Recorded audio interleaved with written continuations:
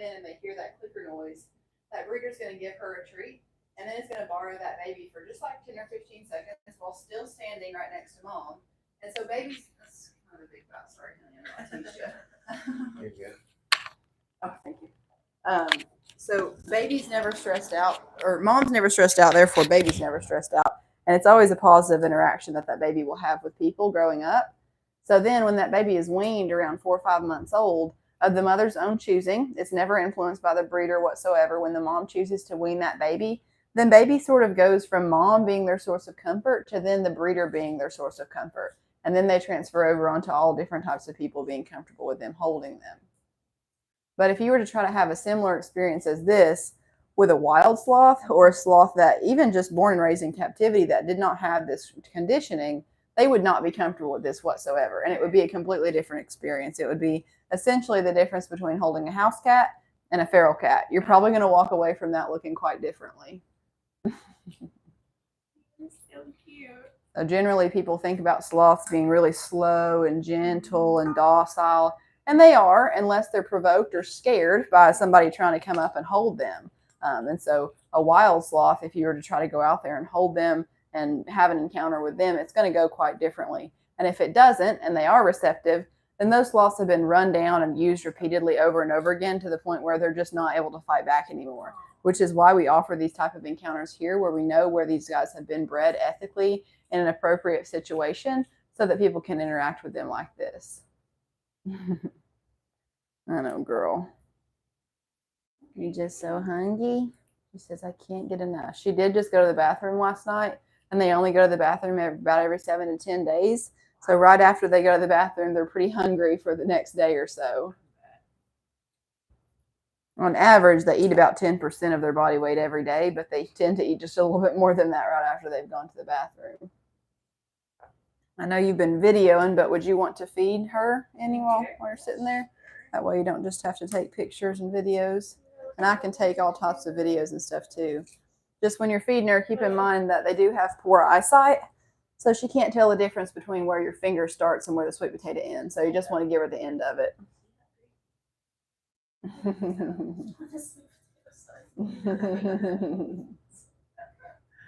You ready? She's laying. She gets very demanding. She's like, I'm about to swallow this bite. Yeah, just have to break it in half. Where'd you guys hear about us? I found it online. Yeah. And then, oops, sorry. Okay. And then I saw all the socials, and I was like, oh my gosh, this is the best. This was a Christmas gift for her. Yeah. Yeah. We did the Coldplay concert yesterday in Yeah. Nashville. That's pretty cool. Yes, it's like a fun little trip. Yeah, cool. She had to wait 6 months for her Christmas gift. Yeah. They were.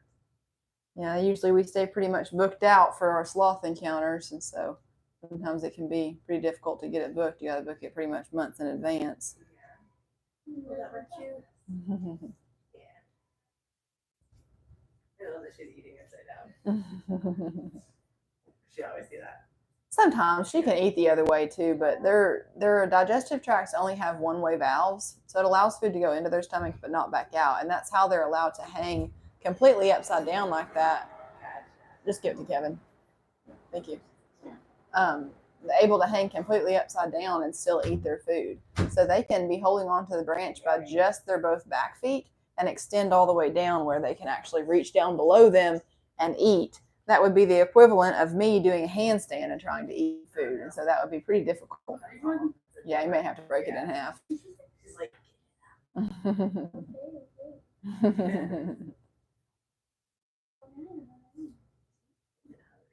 how old is she? She's about 17 months old. And we've had her since she was about 5 months old. Is there a mini moo or a hug-a-hug? She's ready.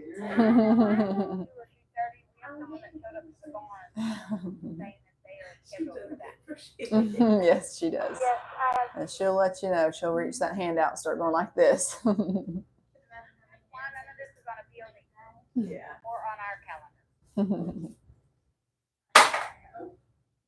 Oh, she like jumped. Yeah. Okay. How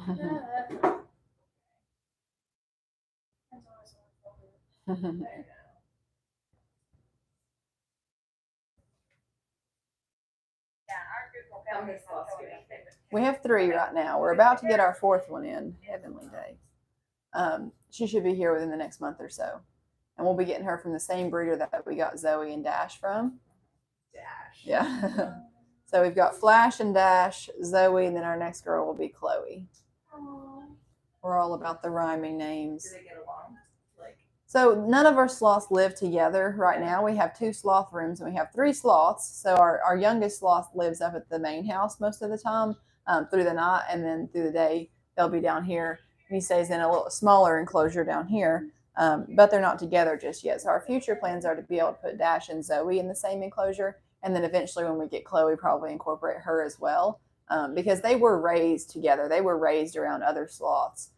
Zoe is quite a bit older than Dash, so they weren't babies at the same time, but they were in the same breeding program, so they were raised to be ambassador sloths. While they came from the same facility, same program, and had the same breeder, they have completely different genetics and completely different personalities. yeah. They both are holding sloths, but they all have different personalities. Not my leg. I just like felt it on my leg.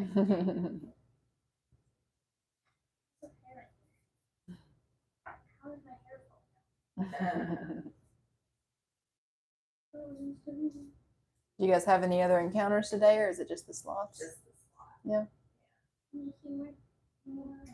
What other encounters do you guys do? We have a lot of different encounters. We have kangaroo encounters, bottle feeding encounters, hug a highland. We have the petting zoo, the farm tour, all different types of things.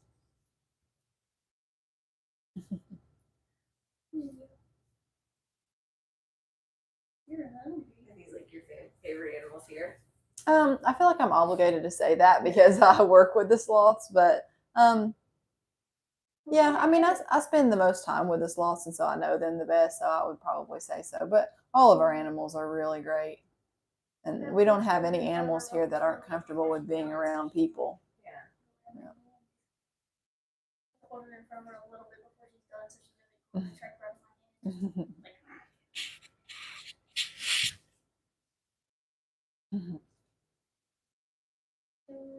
She's lean as a bigger clip. Butterfingers. Yeah. Real butterfingers. So a lot of people, when they come and they get ready to have their sloth encounters, they think that they've got to bring like a change of clothes and like be ready to shower afterwards, because they're thinking that they're going to be really gross. Because some of the pictures that they see of on the internet of wild sloths, they have a lot of moss and algae and fungus and bacteria all over them. But yes, the animals that we have here, the sloths that we have been born and raised in captivity and have not been rained on repeatedly over and over again, and they don't have that moss and algae like the wild sloths do, nor do they need it. The wild sloths rely on that for camouflage, but the sloths here are not, don't need to be hiding from anything, and so they don't need to be camouflaged like that. Now, in the wild, sloths do rely on that for not only camouflage, but they do have a symbiotic relationship with moths that live all throughout the sloth's fur, that they do have a relationship with, and they need those moths. So the sloths need the moths, and the moths need the sloths. So how'd you get into this? I wanted to be a vet, so I had a lot of large animal experience and small animal experience, but you don't have to hold me towards you. but didn't have a whole lot of exotics. So I was just trying to fill in all the gaps in between to be able to make it into vet school the next time that I apply, which will be in September. Where are you applying? This time I'm really wanting to get into UT, Yeah. so I can be in state, but I'll probably apply to LMU and Auburn, UGA, some places like that. Yeah. Yeah. See why I went first. Yeah. Yep. Because your arm gets tired after a minute. She puts completely full faith in people. She's like, I don't know you whatsoever, but I'm trusting that you're going to hold me. And she'll lean all the way back. She does. She's like doing a back bend, and I have to hold her That's okay. Mommy's got all the tennis. More? You may have to, show her that empty bowl so she knows that there's nothing else in there. In there. Sometimes she doesn't believe us and she's got to sniff it real close. No more in there. No more. All done. Yeah. All done. No more. She's like, you sure? No more. All done. No more. She sees the bowl. Yeah. Here, I'll go ahead and take it from you. You can try and eat the bowl. It's not worth it. No, girl, I don't have anything left for you. I'm going to have a little break. No, you can't have a purse or anything. She's looking at it like, maybe I'll pull that over here. She gets really exploratory sometimes. So don't let her get a hold of your arm. She's still looking for food. And so sometimes she's thinking that somebody may still have some. And since they do have really poor eyesight, they can't really tell where there's an arm and where there's food.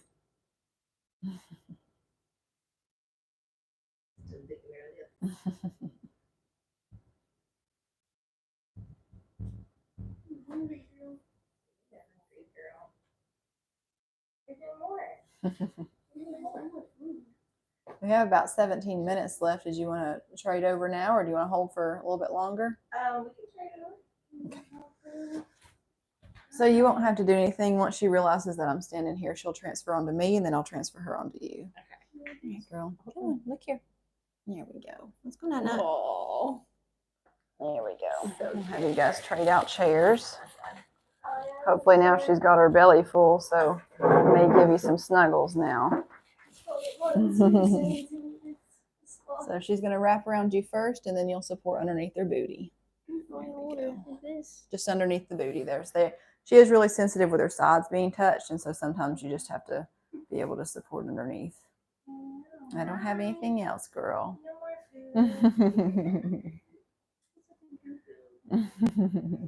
She is. She's still looking for food. Zoe, there's no more food there, honey. I don't have any more. She's like, I don't believe you.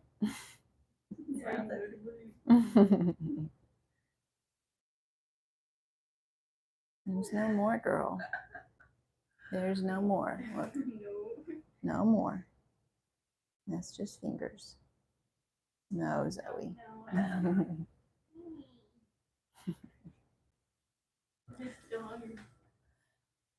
They only need to eat about 10% of their body weight, so we try to keep her. I weighed her the other day, and she was 22 pounds, which she's not supposed to be that big, so she is getting on the chunkier side.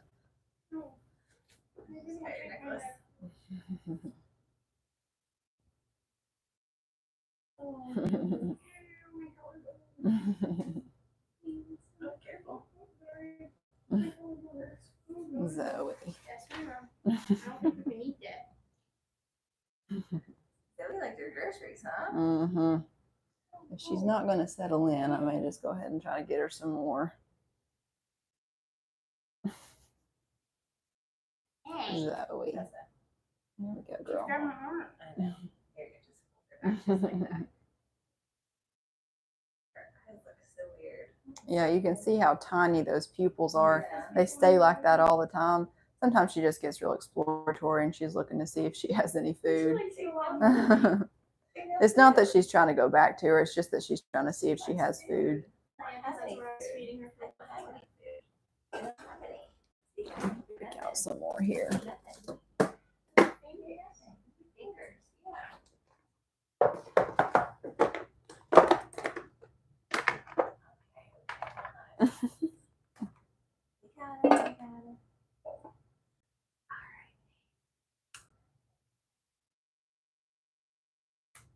She's like, I knew it.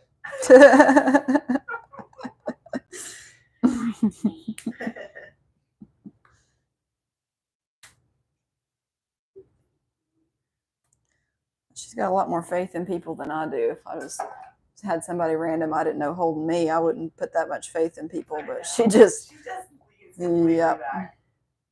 This way.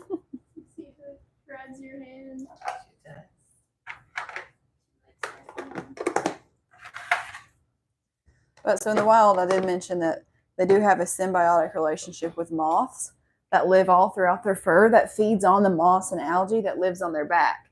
So it's a whole relationship that they have, and those moths require those sloths to come down to the base of the tree to go to the bathroom. Because when they do, that's when the moths will crawl down off of the sloth and lay their eggs in the waste product of the sloth. And the sloth needs to come back to that same pile every week because last week's eggs are this week's larvae, and this week's larvae are next week's moths. So it takes about 3 weeks for that cycle to be completely, go around from the eggs to turn into adult moths. And those moths cannot just fly up from the waste pile to go find that sloth. They have to have direct contact. So that's why the sloth has to go back to that same pile every time, so that when those the eggs that were laid mature into moths, they can crawl back up onto the sloth. And the sloth needs those moths on their back in the wild because they use that for their protein source. So they'll eat a portion of those moths, and that'll meet their protein requirements that they have. But the most important part of the relationship is actually that the moths produce a specific type of bacteria in their waste, and the sloth will lick that up, and that's where they get the bacteria in order to digest their food. So it's really important that they have those moths on their back, and if they didn't have them, it would be really detrimental for their health, which is why there's rules and regulations in place down there where they're native to, where you can't hold wild sloths. You're not supposed to touch the wild sloths, because if you mess up the ecosystem they have on their backs, then that's really bad for their health. Now, the captive sloths don't have any moss, they don't have any algae or those moths that live on their backs, and so we can hold and handle these animals. But their systems are still extremely delicate, so the bacteria that they have established in their gut is really sensitive to temperature changes. So if the temperature in here were to drop, the sloth's body temperature as well would drop.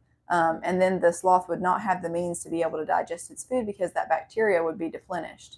And if that happens to a captive sloth that does not have those moths living on their backs, then there's not a way to regenerate that bacteria growth, and the sloth could pass away with a full belly of food, just not able to digest it. And so the system is extremely sensitive, and that's why it's not a good idea for a member of the general public just to own a sloth. Although there's no licenses or anything like that you have to have a sloth. Yeah, unfortunately, there's not. And that's why when people, on the internet are just able to find a sloth for sale, those sloths have been taken from the rainforest and brought to the States and have a life expectancy of about 2 weeks.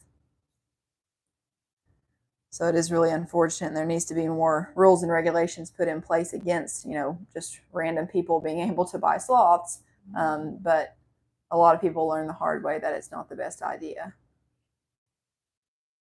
Isn't she?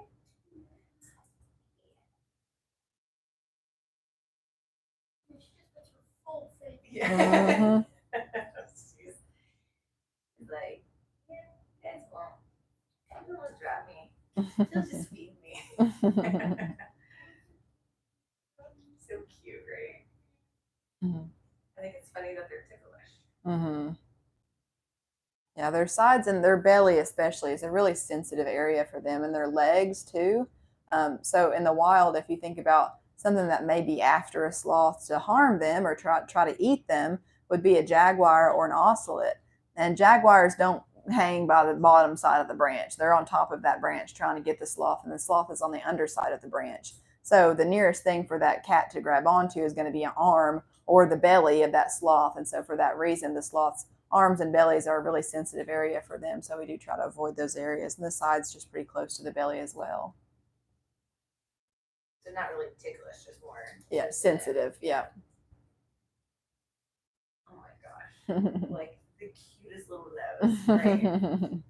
Just one of it snakes. Her pupils are tiny. Yep. Did I already mention how they have the rod monochromacy? Okay, so in their eyes, they have a condition that's called rod monochromacy, and that means that they only have rod cells in their eyes and no cone cells.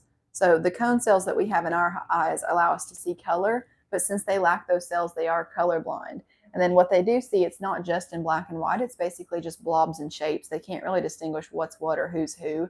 And that's why a lot of times when if they see a hand right after they've been eating right next to their face, they're like, oh, is that food? And so you have to tell people to move their arm away. I'm thinking that if we break out the spinach, she may be annoyed with us trying to offer her spinach, and she'll go in for snuggles. spinach is definitely not her favorite if she's got the option for veggies. What's her favorite? Right now, they're probably sweet potatoes. Yeah. She's really liking the sweet potatoes. But she'll go through spurts where she likes zucchini or squash better.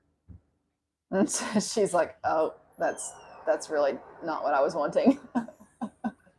She's like, I guess it's already in my mouth. She's like, this is trickery.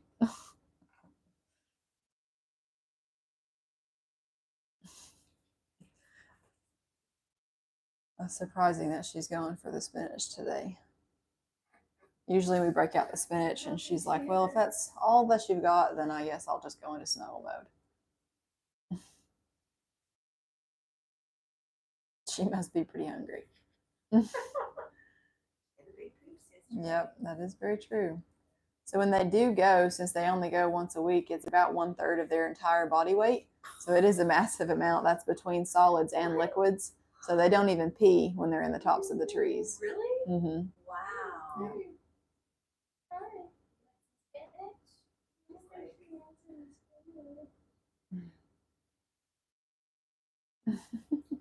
You know all the tricks then. Yeah.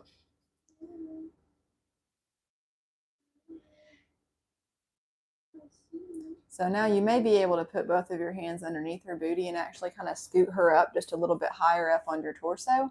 And that sometimes will kind of show her that it's snuggle time and she'll go in for snuggles up around your shoulders there. Oh. You smell kind of good. What are you looking at, See girl? why she smell kind of good.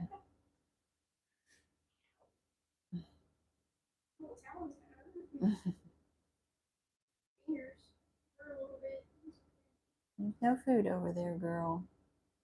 I swear she explores a lot like a toddler sometimes. She's got to put a lot of things in her mouth before she distinguishes what it is. The same thing with that cup holder. She'll like shove her entire face down in that cup holder because I think someone has spilt some Diet Coke in it. And she is still smelling that. Yeah.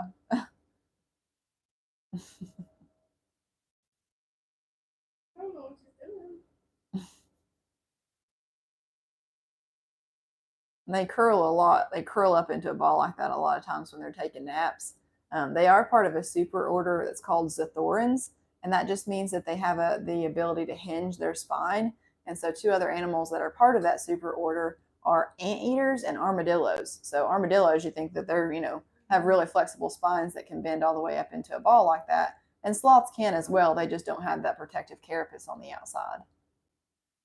Hey, Michaela, when you get done, I'll turn off. Just let me know. Okay. What do you think, girl? You think it's snuggle time?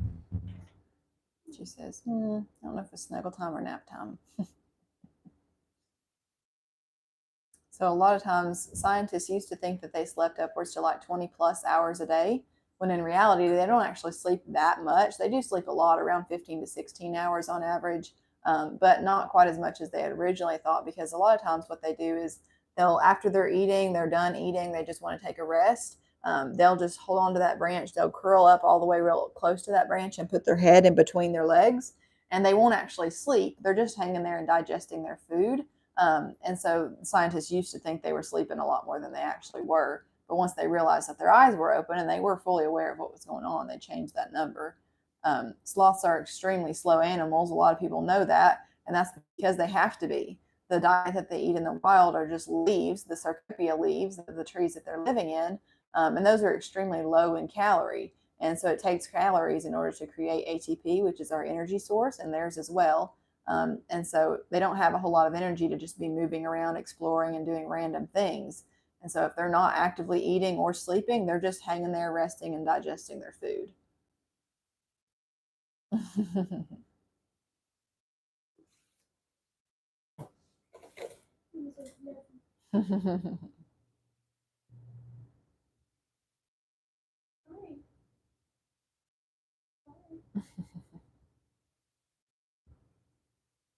That was a big sigh.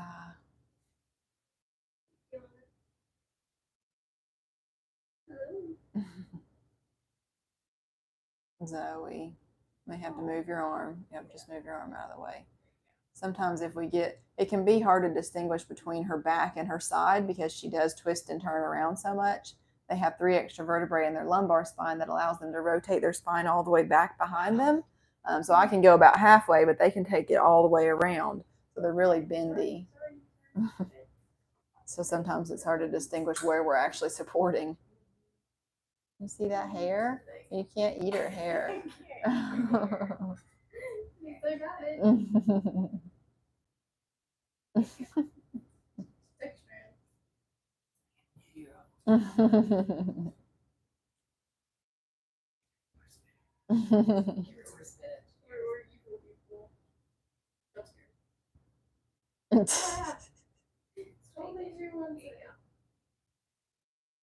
She's like, blasphemy. Is there any sweet potato under it? I think she is really hungry. Yeah. That says a lot when she is willingly taking spinach.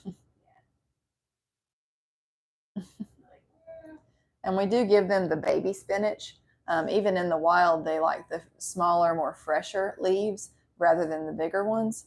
And they will, even just turn their nose up at the bigger leaves, and they'll go out all the way to the end of those branches to try to find the younger leaves to be able to eat. And they do kind of pick their favorites. There's several different species of the sarcopia trees that they live in, and they all kind of pick their favorite type, and they'll end up just staying in that tree once they figure out what kind they do like the most.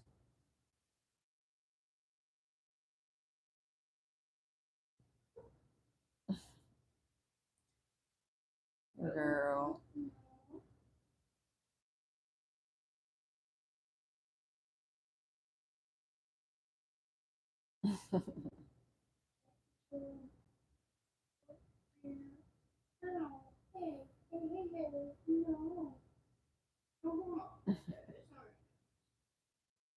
Her leg's in the way right there, so she's not going to be able to get her mouth on you. And she does that to herself sometimes too, where she'll even start to nibble on her own. Zoe.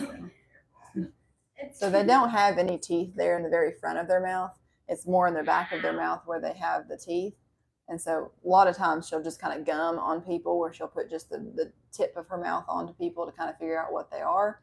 But we still don't want to give her that opportunity.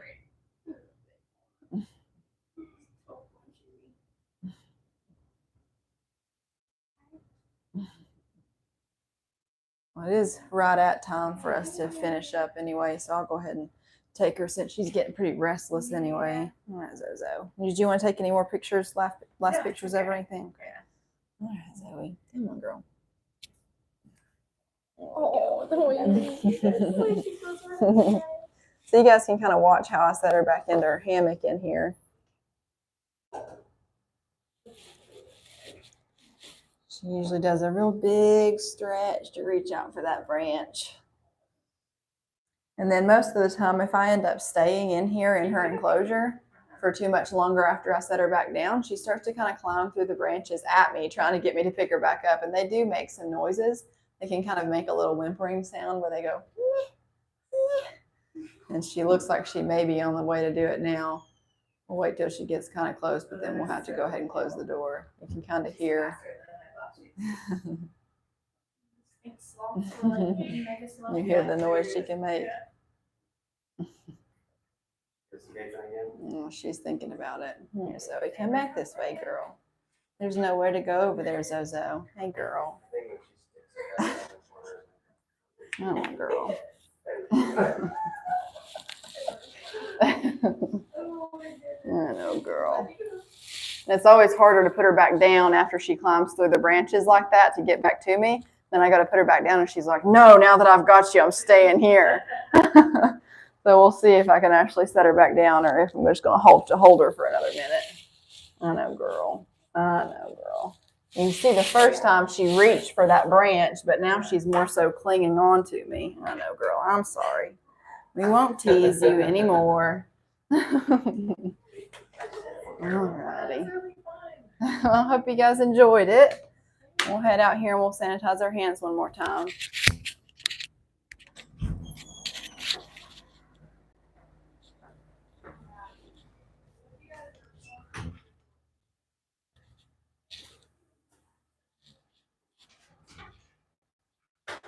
All right, guys. That was Zoe that you were hanging out with. So I thought we'd answer some more questions. Oh. So this is Zoe. She is a two-fingered or two-toed Linnaeus sloth. We're located in Benton, Tennessee, halfway between Chattanooga and Knoxville. Can you guys hear me okay? Trying to make sure that this mic is working all right. Zoe's birthday was December 16th, and if you've ever wanted to come cuddle a sloth, you can do that here. We actually have 3 sloths. We have Zoe, and then Dash is the baby, and then we also have Flash. Look how cute she is. So another cool thing we have here at the farm is covered wagons. And all those wagons have air conditioning. It's really awesome. You guys want to go see some baby kangaroos here in just a minute? Hey Jay, Zoe says hello. If you guys want to see kangaroos, give me some thumbs up.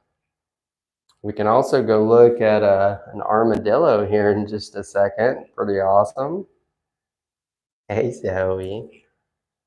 I got some hearts there. Hey, in Portugal, how are you? Mike, we got a thumbs up. Honey Bun, we got a thumbs up. All right, let's go check out some kangaroos. We have some baby kangaroos. I'm gonna put her back. You guys can see her go back.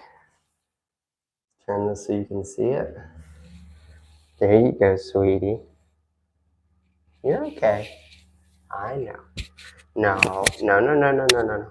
Sometimes she wants to keep cuddling. She really, really likes to cuddle. And sometimes she even tries to basically chase me out of the room, which is hilarious.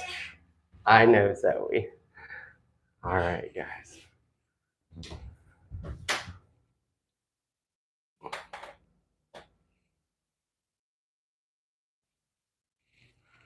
Let's move this so you all can see, okay? So in here is a baby kangaroo. Look at that. So if you've ever wanted to come hang out with baby kangaroos, you can do that here at Ocoee Riverside Farm. Her name is Phoebe. That's right, just like friends. So we named them Phoebe and Rachel because Phoebe here runs a little funny, but I think that she's super cute. We're located in Benton, Tennessee, halfway between Chattanooga and Knoxville. And if you've ever wanted to come hang out with some of the coolest animals ever, you can do that here. We try to have a good time. I think we do a pretty good job. What do you think, Phoebe? What do you think, Phoebe? Look how cute she is. Get your little foot down. I think she wants to go back to sleep. I think she's the cutest little thing ever. Phoebe's only about 6 months old. But here's the cool thing. When they come out, they're this small. They only weigh like 2 grams. And then they go up into the pouch and they stay there for months where they grow bigger and bigger and bigger. It is really awesome. All right, let's show you Rachel. Rachel's a little bit bigger. Let me put her down.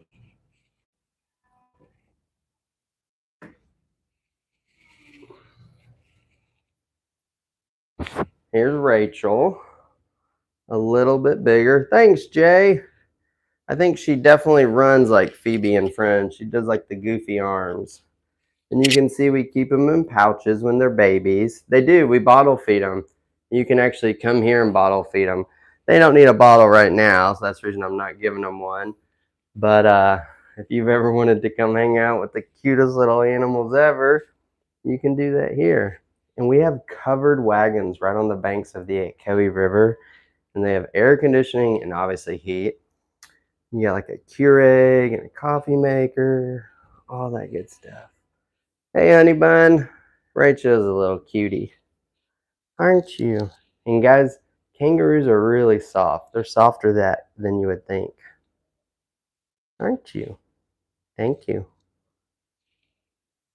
They're very inquisitive. Think of like a lab that can jump a lot. That's basically what they are. Right there. Look. Look over here.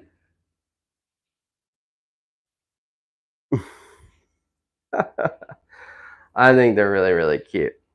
All right, let's go out here and see what other animals we can find.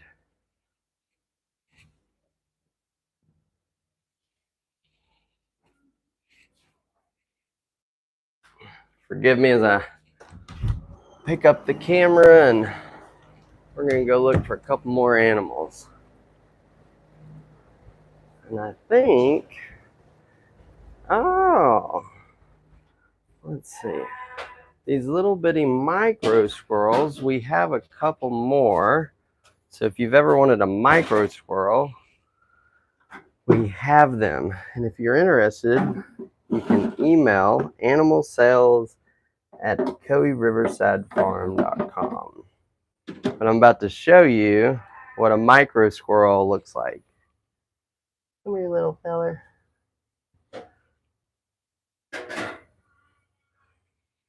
Guys, look at this. This is a micro squirrel. How cute is that? Micro squirrel. So they're really, really tiny, and they don't really require hardly any food. I think you'll spend maybe $20 of food in a whole year. I might have just got sprinkled on, but that's okay. And then if you look at their feet, they can actually hold on upside down because their little claws are so small. Look how cute he is. So another name for them is African dormouse. And that has to do with the word dormir because they hibernate. Look how cute. It is kind of like a rat, but it's not. It's an African dormouse. Look how fast it is. All right, let's put this guy back before he escapes. Ah! Let's put their little house back.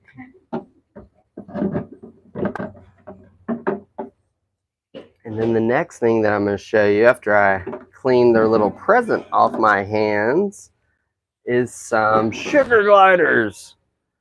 And I'm going to let you see where they hang out while I go wash my hands real quick. Sorry about that.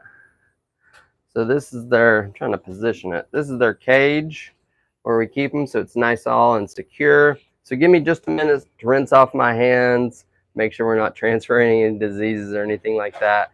And then I'll be right back and we'll get out the sugar gliders.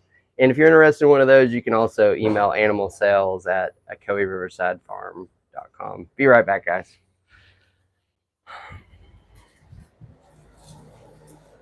Love it when they pee on me.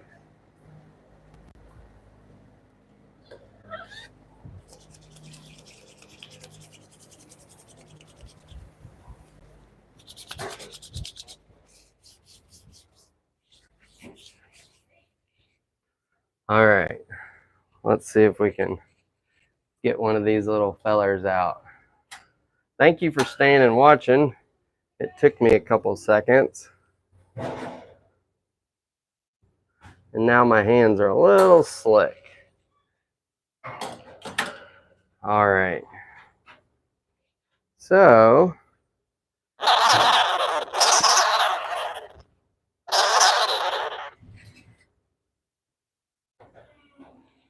these are sugar gliders.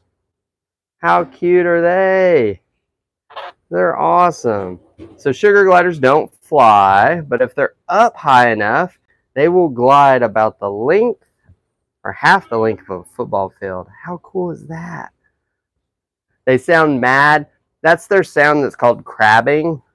So it's just like, hey, how's it going out there? What's going on? Come here, buddy.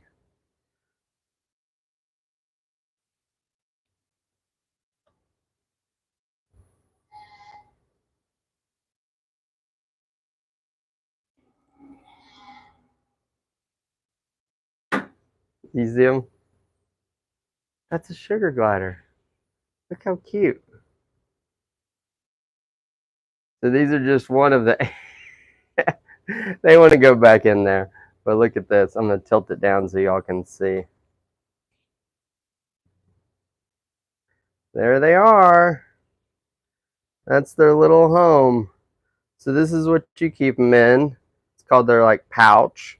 And then when you wear it around your neck, it's called a bonding pouch because you really want them to bond with you. But these are sugar gliders and they are the cutest little thing ever. They are nocturnal, so if you get them as a pet, know that they're going to make a little bit of noise, but a little bit of earplugs, I think that'll do wonders. Sugar gliders are cute. Look at them running around in there. They're like, hey, what are y'all doing? We are located in Benton, Tennessee, halfway between Chattanooga and Knoxville.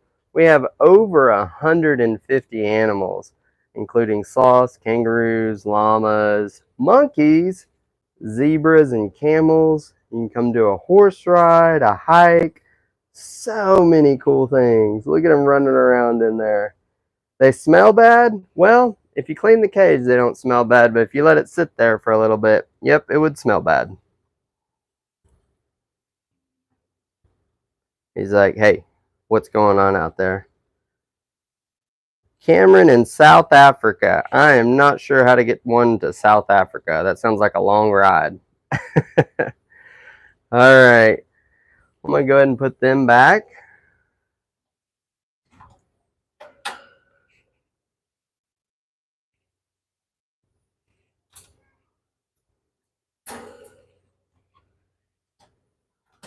Pretty cool though, right? All right, let's see what else we can get into out here.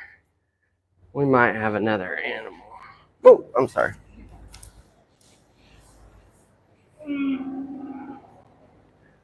This is Prince Ali.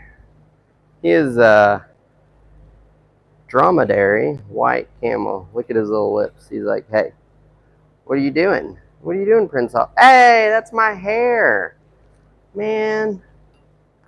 I don't know if you guys saw that. He just ate my hair. No, you can't have my hair. I know, but you can't have it. He's pretty friendly, but I think he wants to eat my hair. How you doing, Prince?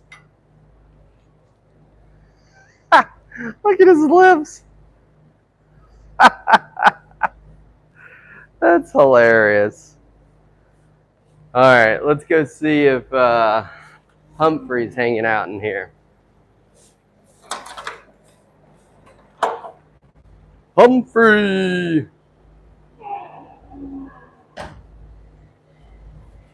Humphrey, you don't have to get up, bud. Humphrey is our Bactrian camel, and look how cute he is. Hey, buddy. Hi. He's a sweetheart. I'll see if I can get a little bit closer so y'all can see.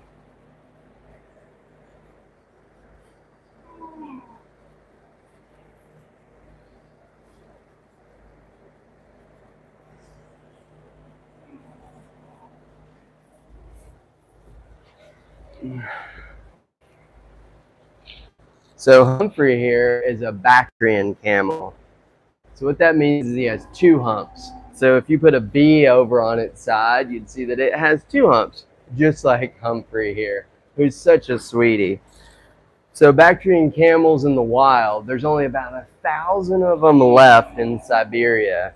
And these guys are great even in the cold weather. They're good down to like -50 Fahrenheit. It is amazing. Don't bite my leg. So of the camelids, we have camels, llamas, and alpacas.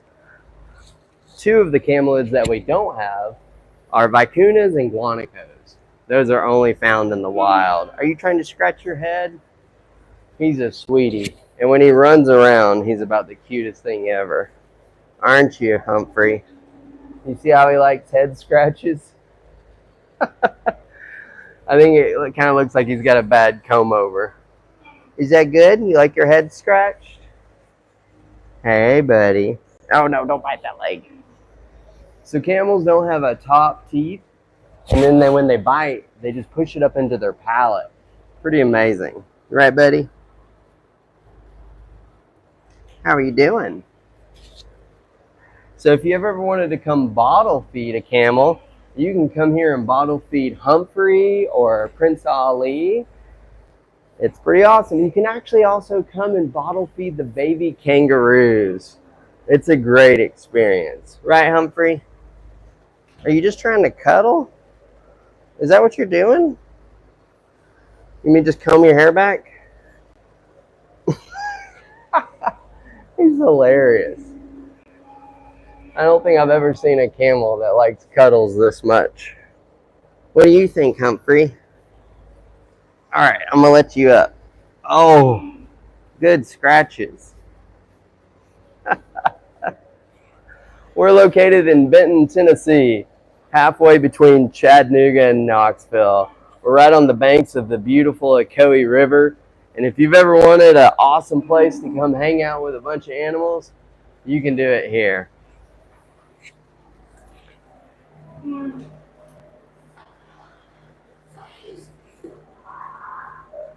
See, he's like, hey, you can still pet me.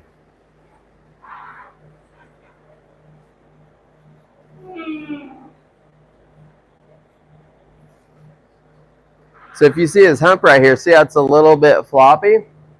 The reason for that is because he's a baby. So humps in camels don't hold water. They're full of fat and their blood cells. Right, Humphrey? Oh, he's going to go check out his ball. Oh, way to go, Humphrey. Get it. It's over there.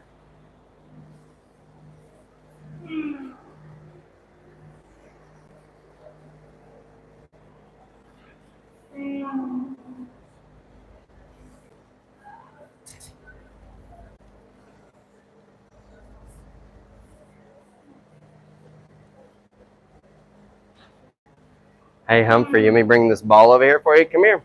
Look at this. Humphrey, look. Humphrey. Look at this. There you go. I'm going to see if he's going to go play with his ball.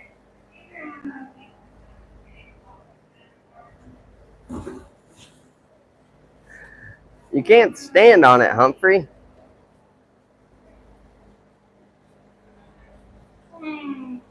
What are you doing? That's my phone, bud.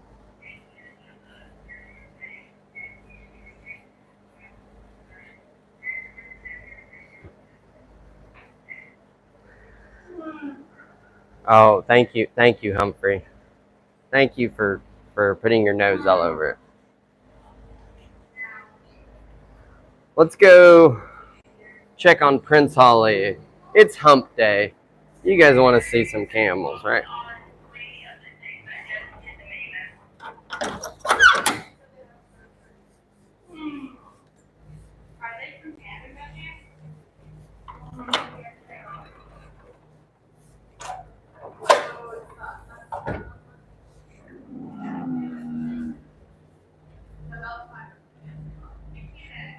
So this is Prince Ali, and he is also a baby dromedary camel, and he's only about a month older than Humphrey, but look how huge he is. So probably in just another month or so, Humphrey will be about the same size as Prince Ali.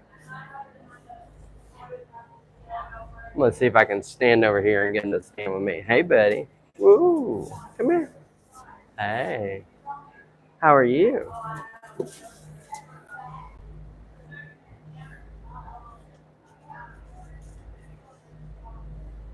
Hey, Humphrey, or Prince Ali, what are you doing?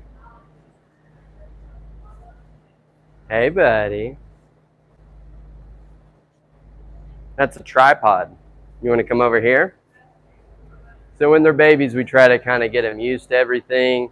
But he's really interested in going outside right now, but we're going to see how it works out. Hey, Prince Ali, you want to eat some of this hay, buddy?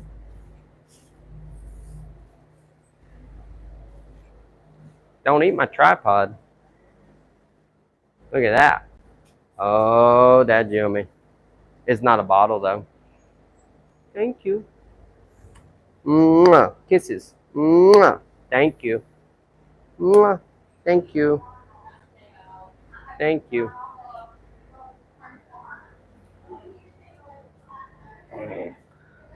He's pretty sweet, but pretty funny, huh?